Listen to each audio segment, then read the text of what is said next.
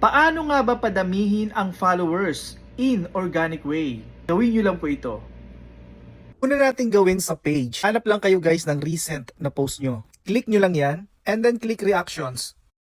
I-click nyo lang isa-isa yung invite, and then mag-notify na siya doon sa tao na in-invite mo para i-follow ang page mo. Gawin naman natin sa profile account ko. Click natin ito. And then same din ang ginawa natin kanina sa page, i-click natin itong reactions.